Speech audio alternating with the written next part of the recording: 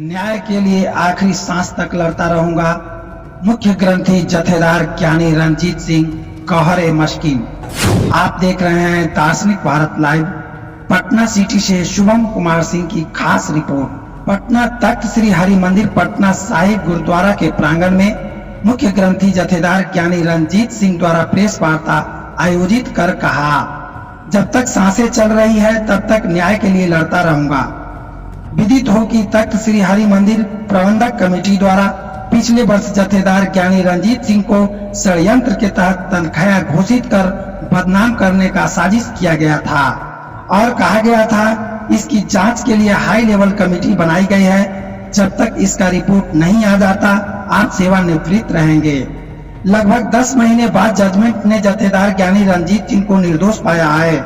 इसके पश्चात प्रबंधन कमेटी द्वारा उनकी सेवा न देकर लगातार प्रताड़ित किया जा रहा है और यहां से चले जाने की धमकी मिल रही है। इसके आलोक में ज्ञानी रंजीत सिंह ने न्याय के लिए मुख्यमंत्री से लेकर संबंधित पदाधिकारियों को न्याय की गुहार लगाई है। आगे उन्होंने कहा कि हमारी केंद्र सरकार के सुरक्षा को समाप्त करने का प्रयास किया जा रहा है ताकि असुरक्षित जथेदार की हत्या की जा सके, जैसा कि पूर्व में अन्य जथेदारों के साथ अमानवीय व्यवहार कर हत्या की गई थी। इस संबंध में आचार्य गद्दी के संरक्षक महंत ब्रजेश मुनि महाराज ने कहा, चूंकि गुरुद्वारा के मुख्य ग्रंथी जथेदार ज्ञानी रंजीत सिंह सत्य के साथ हैं, यही कारण है कि 12 पन्नों की जांच रिपोर्ट में ज्ञानी रंजीत सिंह निर्दोष पाया गया है। विडंबना है कि इसका सेवा बहाल न कर उन्हें हर तरह से अपमानित किया जा रहा है। ऐसे समय में हम इनके साथ हैं और साथ रहेंगे। जरूरत पड़ा तो अपने कबीरपंथी संतों के साथ मिलकर गुरुद्वारा गेट पर आंदोलन भी करेंगे। वाहिगुरु जी का खालसा, वाहिगुरु जी की फतेह। मैं ज्ञानी रंजीत सिंह गौहर मस्किन जथेदार प्रमुख ग्रंथी तख्त श्री हरिमंदिर जी पटना साहिब। एक साल लगभग पहले किसी व्यक्ति द्वारा बेबुनियाद आरोप मुझ पर लगाए गए थे। बेशक उससे कोई सबूत नहीं मांगा गया। बिना किसी सबूत के तत्काल प्रधान जी ने सरदार अवतार सिंह जी हित उन्होंने 28 अगस्त को पत्र नंबर 36E-2022 मुझे भेजकर कहा कि आप पर ये आरोप लगे हैं, इसलिए आपकी सेवा पर रोक लगाई जा रही है और इन आरोपों की जांच के लिए एक हाई पावर कमेटी का गठन किया गया है, जिस कमेटी में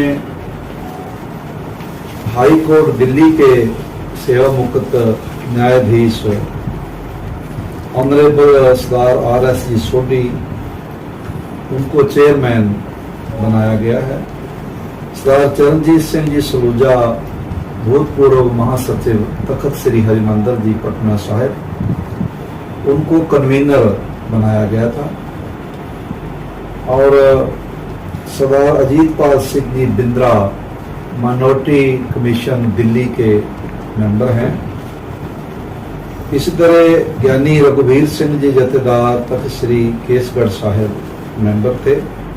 ज्ञानी हरदीप सिंह जी आनंदपुर साहब वो भी मेंबर थे। तो ये 5 व्यक्तियों के पर आधारित मेनली RS सोडी जी पर आधारित कमेटी का गठन हुआ, जिसको हाई पावर जांच कमेटी का नाम दिया।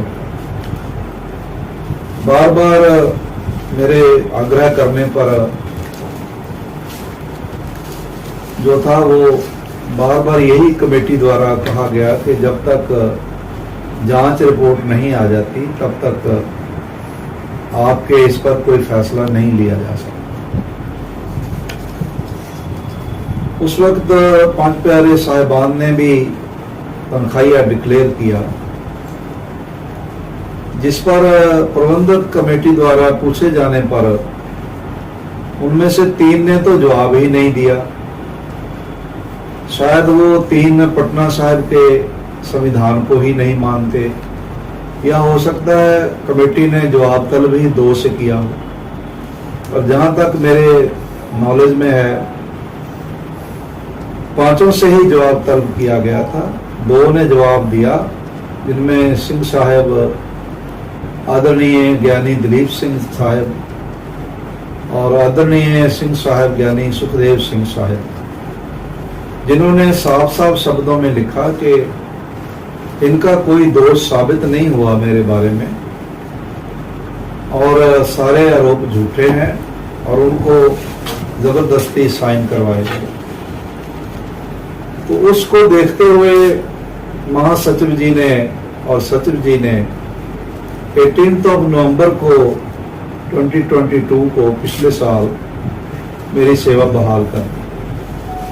लेकिन हमारे बहुत ही ऑनरेबल प्रेसिडेंट जो अभी नए नए प्रधान बने हैं, जिनकी प्रधानगी अभी उनके कंधों पर नाच रही है, उन्होंने अखबारों में दिया कि महासचिव तो अपनी मर्जी कर रहे हैं, हल्ला गुल्ला करवा के फिर से सेवा पर रोक लगवा दी।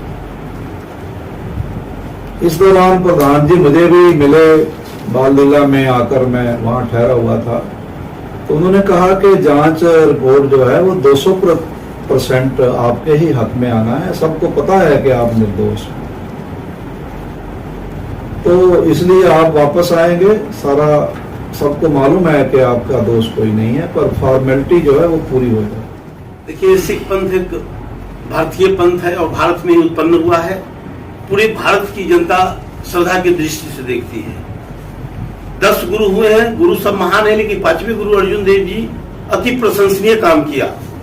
उन्होंने हिंदू मुस्लिम का विचार नहीं किया, ब्राह्मण शूद्र का विचार नहीं किया और भारतीय निर्गुणाश्रयी संतों की वाणी को एकत्रित किया और गुरु ग्रंथ साहब में संग्रहित किया। आज गुरु ग्रंथ साहब पूरे मानव समाज के गुरु है, सिख पंथ के तो मार्ग निर्देशक है। जो आज इस तरह के विवाद चल रहा है, इस पहले गुरु गोविंद सिंह महाराज जानते थे। सब सिखों को हुक्म है गुरु मानियो ग्रंथ, क्यों कहा? नहीं कहा था तो आज 47 चलता है। यहाँ धन संपत्ति के कारण जितनी संपत्ति यहाँ पर दान पुण्य होता है 4 वर्ष से, आज इतनी विवाद क्यों हो रहा है? संपत्ति के कारण हो रहा है।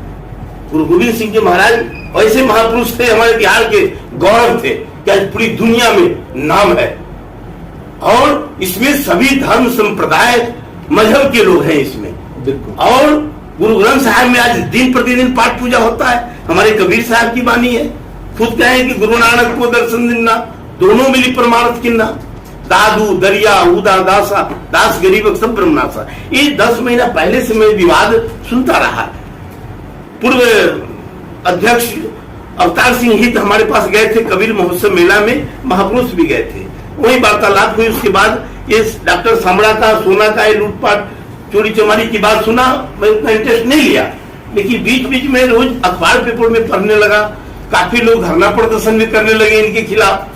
फिर हमको इंटरेस्ट आने लगा कि आखिर सच्चाई क्या है, इतना लोग धरना प्रदर्शन कर रहे हैं। फाइव माइंड कमेटी जो है उन्होंने जांच 10 महीने के बाद किया। जो ही मेरे को सूचना मिला, मैं तुरंत बाल लीला में जाकर महाराज जी से मिला और मैं बोला कि धन है प्रभु, आपके ऊपर कितना बड़ा लोग आंदोलन लगाया, अब बड़ी है, साफ स्पष्ट रिपोर्ट आ गया है। आप यहाँ एक जगह कैद होकर मत रहिए, पूरी दुनिया में आप मस्किन साहब की तरह प्रचार कीजिए। गुरु ग्रंथ साहब जी का प्रचार में आप में वो शक्ति है, संस्कार है, आपका उतना अध्ययन है, मैं सुन चुका हूँ, मैं अपने कबीर मठ में, इसलिए आप पूरी दुनिया में जाए। तो बोले कि ठीक है, मैं जाने के लिए आप कहते तो तैयार हूँ, लेकिन सम्मान पूर्वक हमको विदाई करे तो मैं चला जाऊंगा, दोष लेके नहीं जाऊंगा। आपकी बिल्कुल आपका कलाम सही है।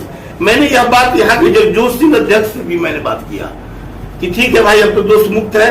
तो कुछ बताने लगे कि भाई जल्दी जल्दी हुआ तो बिंदु पर जांच नहीं होगी, ये गलत बात है। 5 मैन कमेटी ने जांच स्पष्ट लिख के दी, भारत पढ़ने का है, इसको आप लोग माने, अब ज्यादा इस तरह की बात न करे।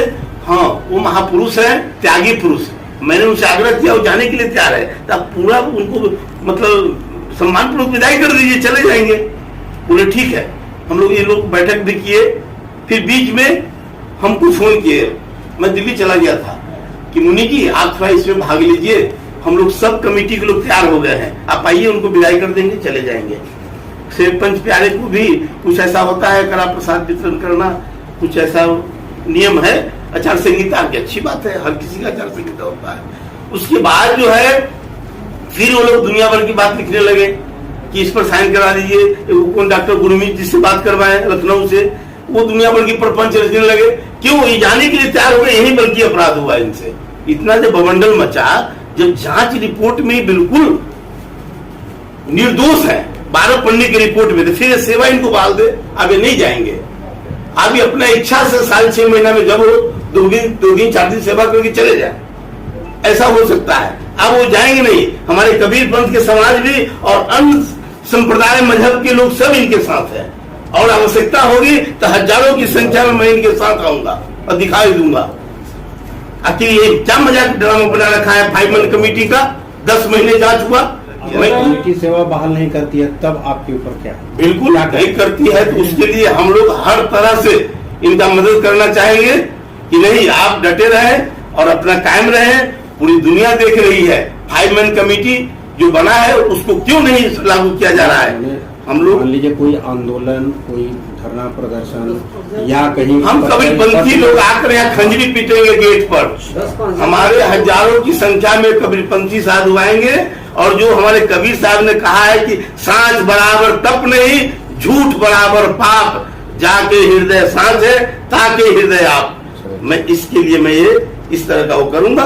एक संदेश जाएगा कि सत्य का साथ दे रहा है ब्रजेश मुनि कबीरपंथ समाज।